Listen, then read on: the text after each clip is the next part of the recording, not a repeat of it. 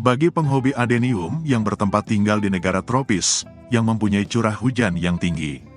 Curah hujan yang ekstrim, sangat mempengaruhi kondisi media penanaman adenium, terutama bagi tanaman adenium yang diletakkan di tempat terbuka dan tanpa naungan. Pertumbuhan adenium tidak hanya bergantung pada ketersediaan nutrisi yang ada dalam media penanaman. Penentuan komposisi media tanam yang ideal, yang sesuai dengan iklim lingkungan tempat tumbuh tanaman adenium, juga akan sangat berpengaruh.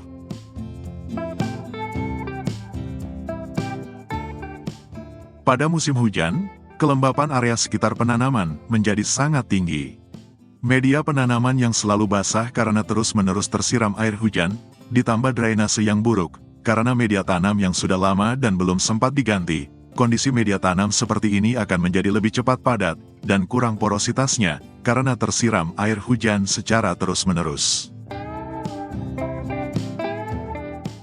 50% akar adenium yang tertanam dalam media penanaman yang sangat basah, padat, dan kurang poros, akan mengalami stres karena kekurangan oksigen. Akar yang stres akan membuat daya tahan adenium menurun, dan akan lebih rentan terserang hama dan penyakit.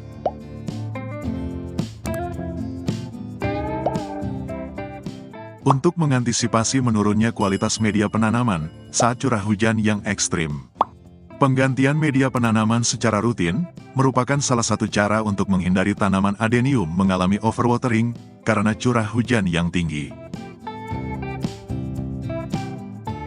Pastikan lubang drainase di bawah pot berfungsi dengan baik. Jika perlu, tambahkan lubang drainase pada pot, agar air hujan lebih lancar keluar dari lubang drainase, dan tidak membuat media penanaman terlalu lama tergenang air.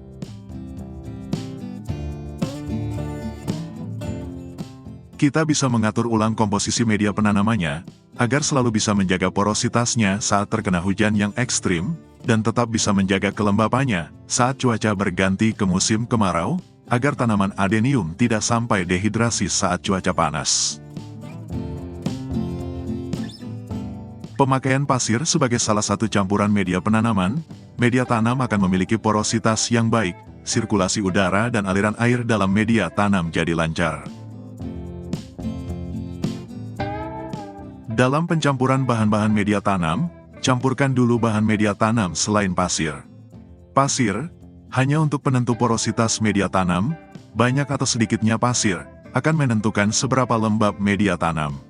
Semakin banyak penggunaan pasir, media tanam akan semakin cepat kering.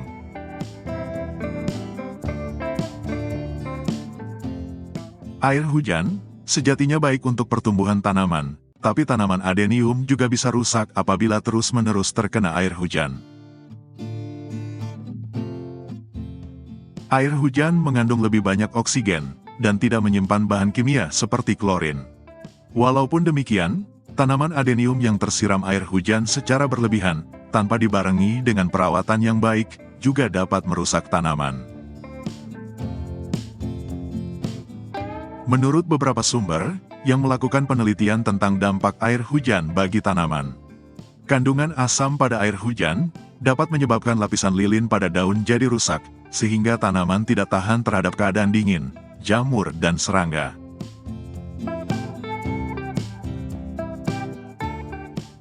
Tingkat kelembaban yang tinggi, dan media tanam yang selalu basah saat curah hujan yang tinggi, akan menyebabkan tanaman adenium lebih rentan terhadap serangan penyakit.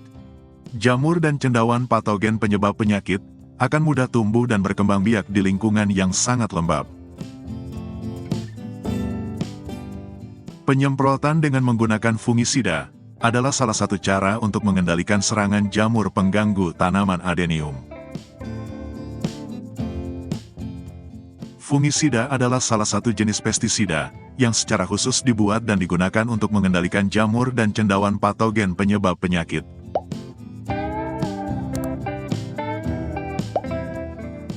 Fungisida merupakan bahan yang mengandung senyawa kimia beracun yang digunakan untuk memberantas dan mencegah tumbuhnya jamur. Dalam penggunaan fungisida, gunakanlah dengan dosis terendah dahulu, lalu lanjutkan dengan memberikan dosis yang meningkat secara perlahan, sesuai dengan usia tanaman maupun intensitas serangan dari penyakit tersebut. Lakukan penyemprotan fungisida sejak dini, yaitu sejak tanaman adenium belum terinfeksi, sebab jika sudah terlanjur parah, penyakit jamur dan bakteri akan sulit dikendalikan.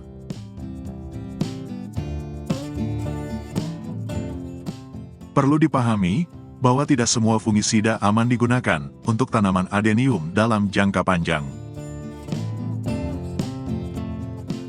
Meski fungisida kimia sangat ampuh mengatasi masalah jamur pada tanaman adenium, namun tetap memiliki efek buruk jangka panjang. Penggunaan fungisida kimia yang berlebihan dan terus-menerus dapat menimbulkan resistensi patogen, keracunan pada manusia, dan berpengaruh buruk terhadap lingkungan. Salah satu efek buruk penggunaan fungisida yang berlebih terhadap pertumbuhan adenium, yaitu tanaman adenium akan kesulitan mengeluarkan tunas cabang samping. Bahan kimia yang menempel pada calon tunas cabang adenium akan membuat cabang samping adenium gagal tumbuh.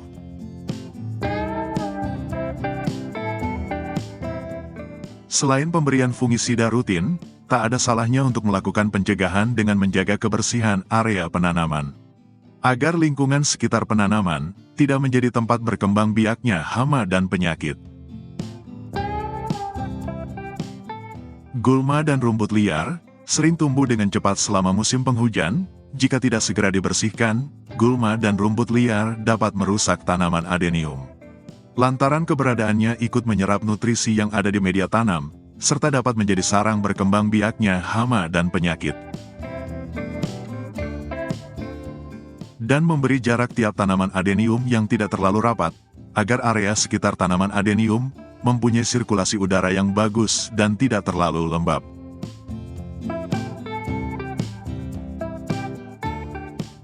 Di dalam air hujan, ternyata tidak hanya berisi air saja, tetapi ada juga kandungan-kandungan unsur hara tertentu, misalnya seperti nitrogen, yang dapat mendukung pertumbuhan tanaman. Hal ini dapat dibuktikan dari rerumputan yang semula gersang, setelah diguyur hujan akan tumbuh lebih subur. Ini artinya ketika turun hujan, maka unsur hara nitrogen sudah tersedia di alam. Dan itu berarti unsur hara nitrogen tersebut harus kita kurangi pemberiannya pada tanaman adenium.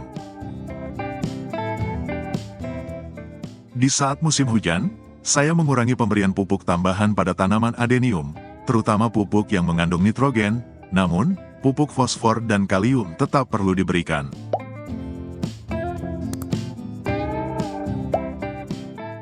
Pemberian pupuk saat musim hujan, pengaplikasiannya lebih baik dengan metode foliar, yaitu dengan cara dispray, atau disemprotkan langsung ke seluruh bagian tanaman adenium, dengan intervalnya cukup 1 minggu sekali.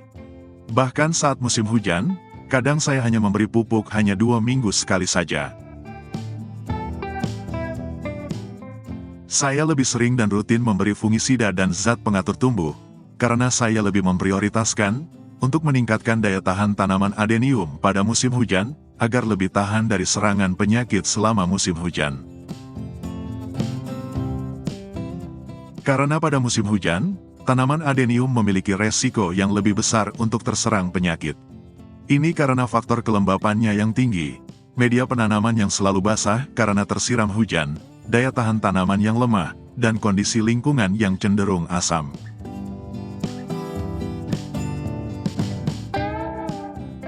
Dan yang sering jadi pertanyaan dari beberapa penghobi adenium, apakah boleh melakukan pemangkasan daun atau cabang saat musim hujan?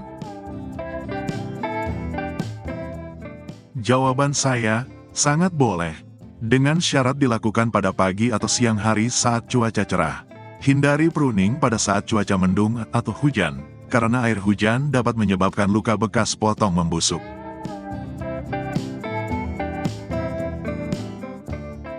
Tapi walaupun pruning bisa dilakukan kapan saja, awal musim kemarau adalah waktu yang sangat tepat untuk melakukan pruning. Pruning di awal musim kemarau, ketika adenium berada dalam kondisi optimal dan cukup subur, setelah mendapatkan nitrogen yang banyak selama musim hujan. Metabolisme tanaman adenium sedang berada pada puncaknya, ini dapat terlihat dengan adanya daun atau bunga baru. Tetapi perlu diingat, proses pruning tidak boleh dilakukan secara terus-menerus, karena akan menghambat proses pertumbuhan adenium, karena proses fotosintesis berkurang saat tahap pemangkasan. Musim hujan menjadi tantangan tersendiri bagi setiap pemilik tanaman adenium. Air hujan sejatinya baik untuk pertumbuhan tanaman, tapi tanaman adenium juga bisa rusak apabila terus-menerus terkena air hujan.